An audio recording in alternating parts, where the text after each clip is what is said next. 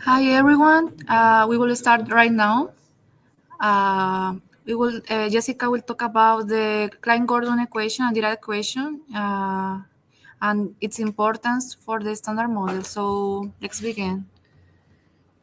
Could anyone confirm if the sound is okay there in YouTube, please?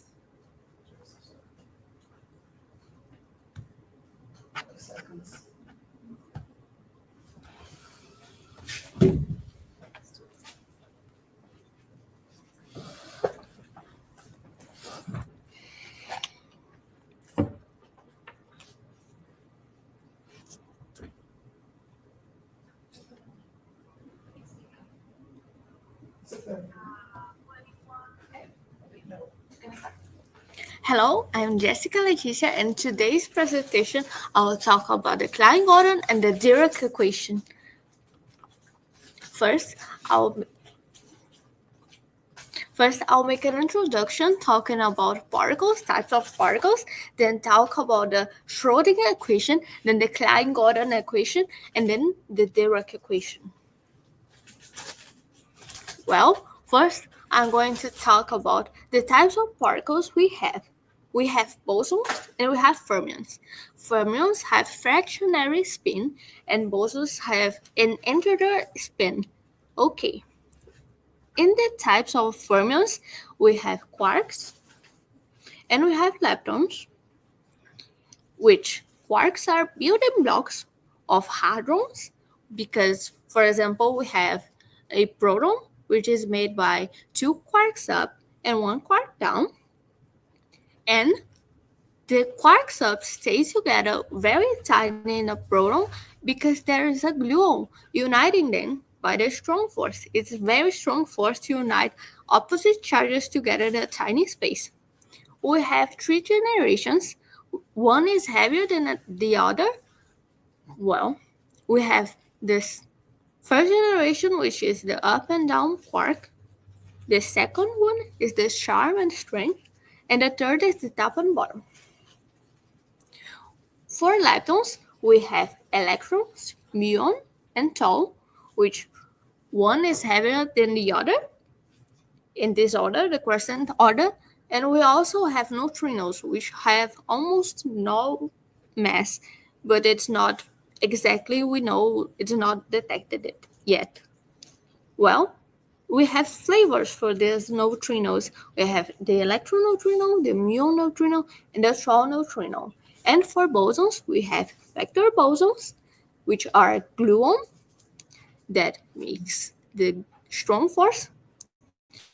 We have the photon that interacts via electromagnetic force, and we have the Z and Y, positive, Y and negative, via weak interactions. We also have the Higgs boson, which is a scalar because it does not have spin. I will explain later a bit more about spin, but it gives mass to the other particles through the Higgs mechanism in the Higgs field. Okay, so in order to understand those particles I talked about, we first needed the Schrödinger equation. Why is it important? Well, in the time, we had the Broglie hypothesis, which is the wavelength of a particle in quantum mechanics can be related to its momentum. Well, the Broglie hypothesis is the same as the dual particle wave hypothesis. So, the equation that Schrödinger proposed was this equation right here, and it's non-relativistic. It does not count for high-speed particles, and it describes position and momentum of particles through time. But there's a problem with it. In the left side, we have a derivation, a time derivation, but in the right side, we have 2 space derivations, which are strange because we know space and time are same because they make this space. So there's a problem. We need to make it Lorentz invariant. So this is a term for potential energy here. And this phi here, this is psi, but I will use phi and psi, is a wave function. Okay, so we did a Klein-Gordon equation, and first I'll talk about a little bit through the process of making it Lorentz invariant. So let's say we have two vectors here, general vectors, a mu and a mu, but it's different because one is covariant and the other is contravariant. Well, the first component of the vector refers to time and the other component refers to space. And the contravariant one also refers to space, refers to time, and the other refers to space, but this heat is negative here.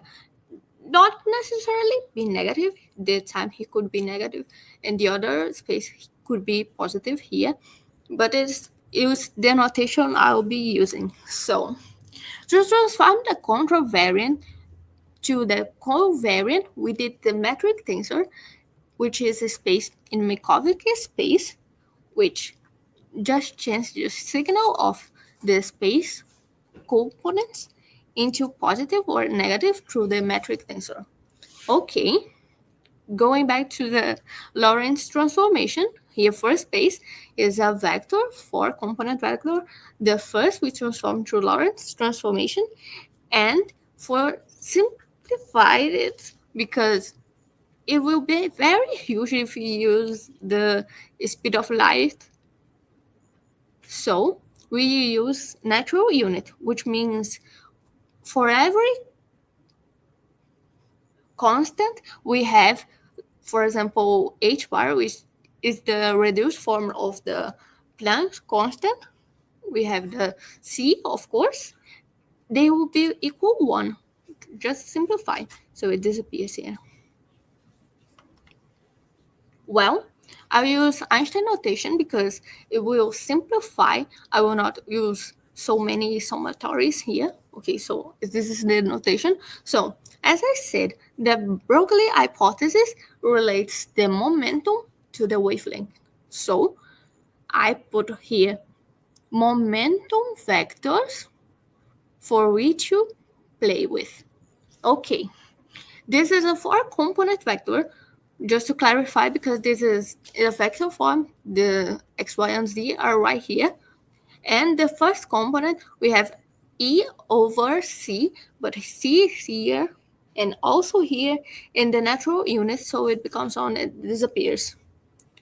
For notation, we also have del mu and del mu here, which will be the first component will be a derivative for time, and the second will be a derivative for space, the nabla. Here negative because it's the contravariant. Okay? Well, so as we know, to multiply this with this, a general vector with another, the first component will be squared and we'll have the minus the rest of the components squared. So in order to multiply these two together, we would have the energy squared, the first component squared, minus the rest of the squared vector, okay? So we can use the Einstein energy equation, momentum equation, okay?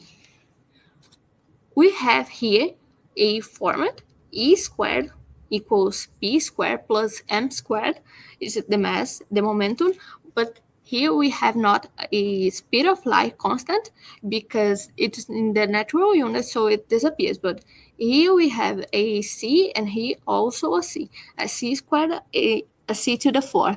Okay, so passing this P to the other side, it will be negative, just like we had here, multiplying these two vectors. So when I use this notation of the Lorentz invariance, we will activate it on phi. It will be acting on phi. And then, okay, I'll go a little back to explain it. Okay. We will substitute P mu for I times the reduced Planck's constant times d mu on the bottom, if it is on the bottom, and the same for the other, but the d mu will be on the top for the other. So the Planck's constant disappears, and we have I squared, which is -1. We have this type of notation here, which is the D'Alembert operator. So I can find the same equation, but with the D'Alembert operator. If we had a particle with no mass, the equation would be the D'Alembert operator acting on phi equals 0, and expanding those terms, it will be a second derivative in time acting on phi minus the nabla operator. Remember, this is a derivative on space squared also acting on phi equals 0. Okay, but what is this phi we are talking about? This phi is a general form, or the solution of this phi is the normalization constant. Then we have Euler to the plus minus I k mu, k mu, x mu, which k mu and x mu are vectors with 4 components. So when you use this notation and pass the mass to the other side, and those things to the other side, so that it will be equal 0, we have this equation right here, substituting phi already. So when we solve it, we have the Lorentz invariance form of the Klein-Gordon equation, which is the Schrödinger in the Klein-Gordon invariance form. Okay, but we also would like to have an equation that is relativistic. So Einstein, come here.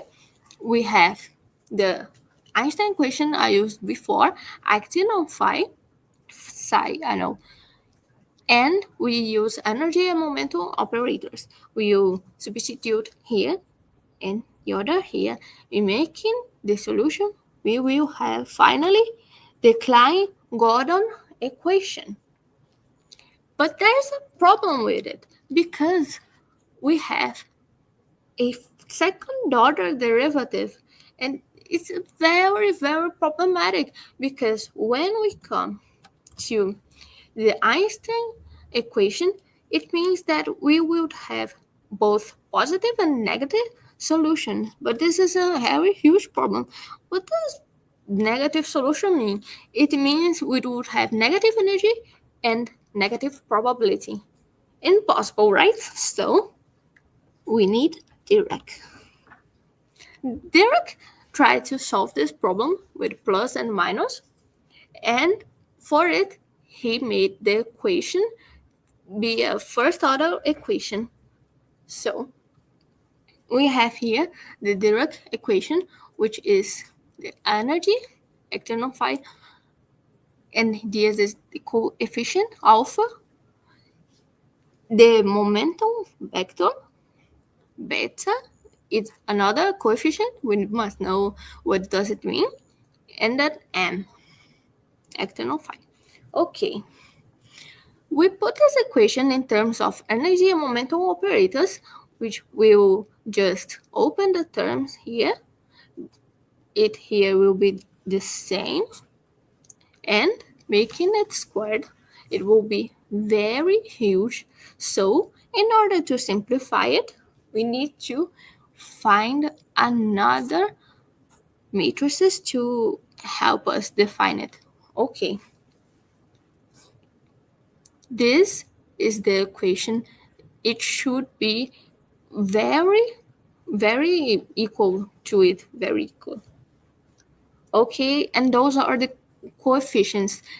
Alpha x, alpha y, and alpha z squared and beta squared should be equal the identity matrix, and the other coefficients here, which you can see that when we put this term on the right side, it will be negative. So this must be anti-commutative. So in order for it to be anti-commutative, it needs to be a matrix, just like this one here. So knowing that those coefficients must be Hermitian, which is anti-commutative, and having the Hamiltonian of the Dirac equation, which is a matrix that is 4 by 4, we need to have a spinor, which is a column vector with 4 rows and 1 column, because it satisfies the 4 by 4 matrices we had in the Hamiltonian Dirac equation. Okay, the Hamiltonian form. So the solutions for beta are here, and the for alpha are here. And we have also the Pauli matrix to represent spin direction of the particles, which are here, and they have the same property, which is the eigenvalues, which are auto values, are plus 1 and minus 1. Here the identity to form those matrices to help, not a Pauli matrix. Okay, we know that alpha and beta matrix are Hermitian, so when we make the solutions come to it when we substitute, it gave solution positive, which what we want to do. This is probability density and this probability current, which are all positive. Very good. That is positive. That is right. The Dirac equation, I forgot to mention one thing. That is, the Dirac equation describes fermions which have a spin 1/2, which would mean, think of it as a particle. Okay, a very huge particle. I know. Okay, for which you have a half spin, it would mean that this is the face of the particle here. So we would have to turn it, and we're still not seeing the face. I know it's here, but very strange. In quantum mechanics, we cannot. So it should make it again so we can see the face. It means the half spin. So the Klein-Gordon equation does not describe spin particles. It describes zero, like the Higgs boson. But the Dirac equation, yes, does describe fermions we had here with half spin. Okay, so the solution of the Dirac equation is a solution of the Dirac equation is that the constant of normalization, yes, P here and X are also vectors.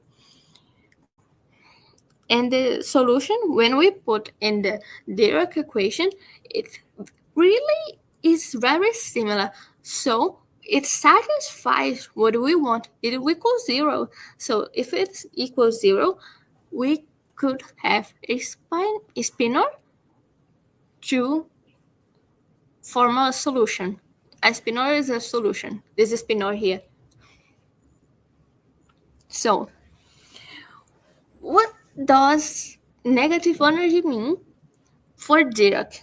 Okay, Dirac thought that, well, first I'll talk about the classical mechanics. So if we have particles positively charged, why wouldn't they become just negative? Because those are lower energy states. Well, with the Pauli exclusion principle, it is because, and using the Dirac's idea of Dirac C, that is a vacuum filled it with negative charges, low energy charges. So the Pauli exclusion principle would be that those are already filled, so that the positive don't just become the negative types. But we have a problem because, well, first I will not talk about the problems. If we do the opposite direction of it, we have the low energy particle, we give it energy, and it turns into a normal particle. What do we have? Antiparticles. For example, we have the electron. If we give him energy, it will become positive, and we call it positron. But it has a problem. It does not describe bosons, because bosons are... It does not describe bosons. I don't know why it doesn't describe bosons, but okay. The Feynman-Stuckelberg interpretation proposes that those antiparticles actually are the same particles, but going backwards in time. So a positron would actually be a electron going backwards in time. Very wild interpretation, very strange, but also good. And we have here the reactions of electron and another electron. They are forming a photon, and here electron with a photon traveling forward, making a photon.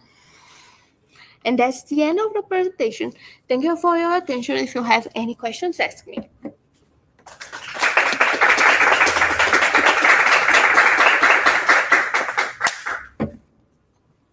Jessica, it is not clear for me why we need Klein-Gordon and Dirac equations instead of Schrodinger equation.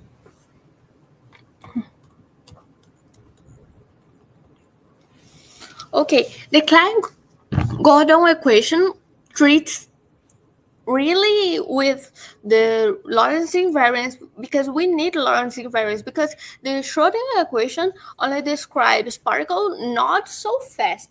So the Klein-Gordon equation describes it fast, but for the Dirac equation, we needed to have a better explanation, because this negative probability was impossible. So in Dirac's equation, we have a better explanation for fermions also. They are here. So you said that the Klein-Gordon equation has a problem because of the negative probability in the equation itself, right? I want to see if you already studied about it. So if you don't know, it's okay. So we still use Klein-Gordon equation, right? So why is how does that not become a problem anymore? How is the equation not problematic anymore? What do we change about it to make it not problematic? I don't know. No? Okay, it's fine. It's the interpretation. So when we went from Schrodinger equation to Klein-Gordon equation, we carried out the interpretation of the probability. We see that as the probability of finding a particle, which then means that if you have negative probability, then, well, that doesn't make any sense. But once you carry on, you see that that is actually not the probability of finding a particle, whether it's something else, which is a current, which is conserved. And since you haven't studied that yet, it's okay. I would recommend you to see that, because it's very important, mostly in our field, to understand how is that so. Okay.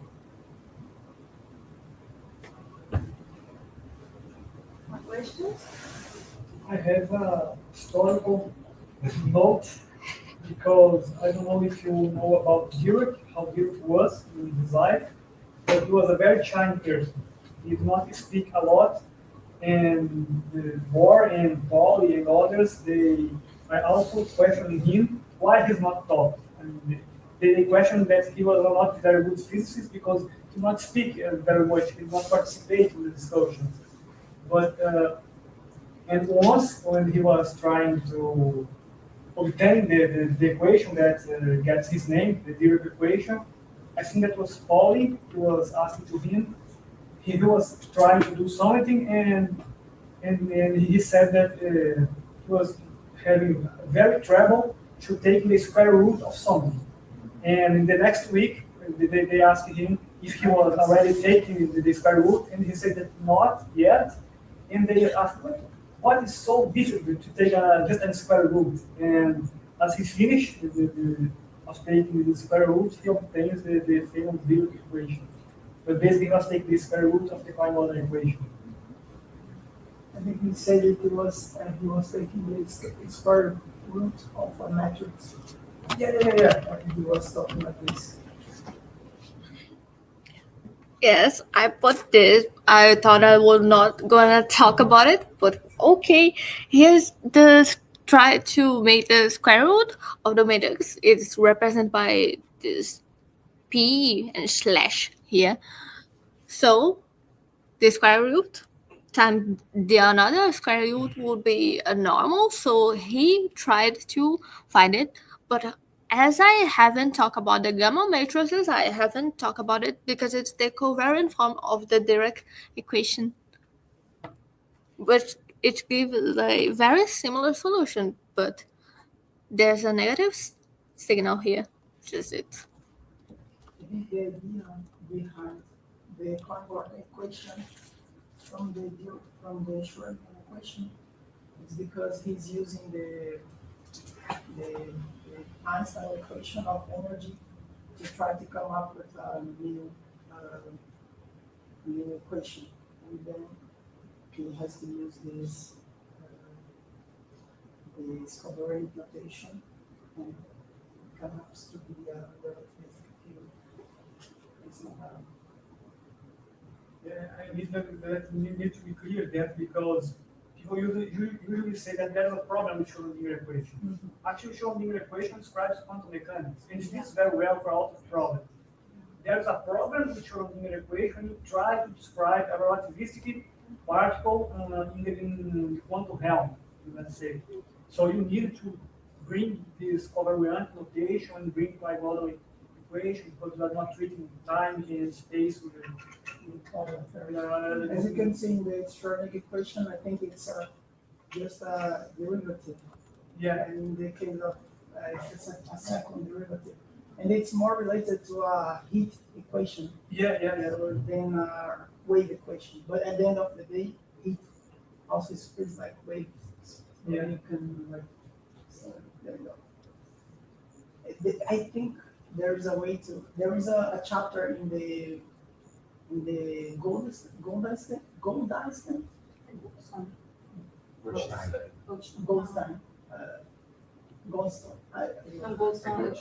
Yeah, I don't know how you just Goldstein. Yeah, it's Goldstein. And also in the Nival, you can find that you can go from the description of the Hamiltonian description of the classical mechanics, and you can come up with the Schrödinger equation. It's an important note because the way you derive both equations is very similar. Because for Schrödinger equation, you have conservation of mechanical energy in a classical system, and then you elevate the power of things to operators. And what you do with Klein-Gordon equation is the exact same thing, but you impose the dispersion relation, which is E squared equals M squared plus P squared, which is a different equation, but it's still valid.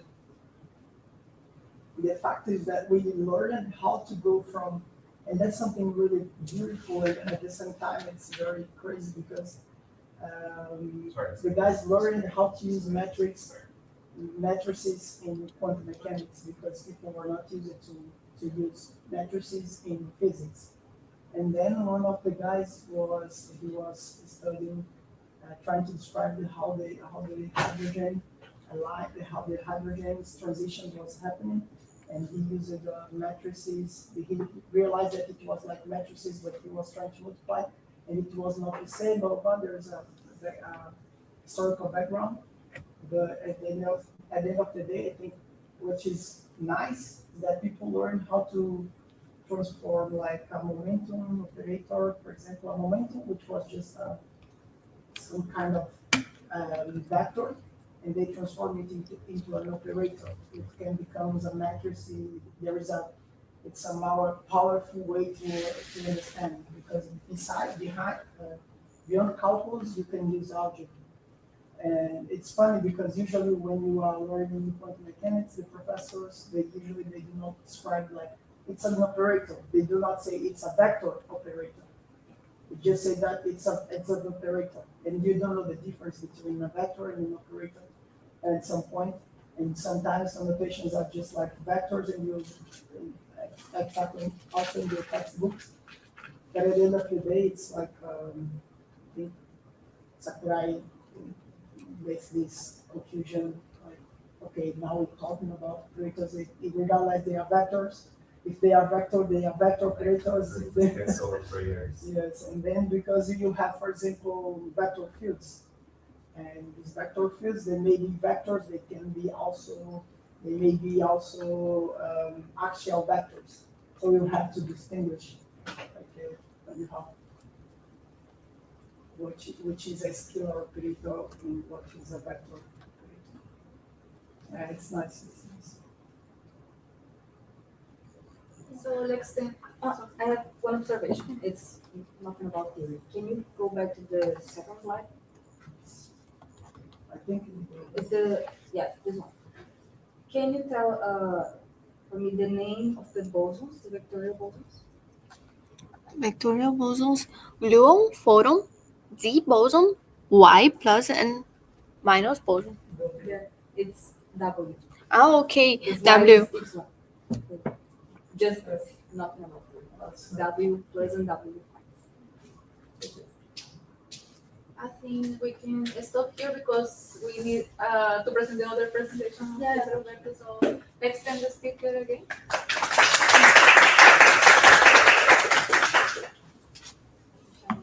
Acabar a transmissão. Obrigada.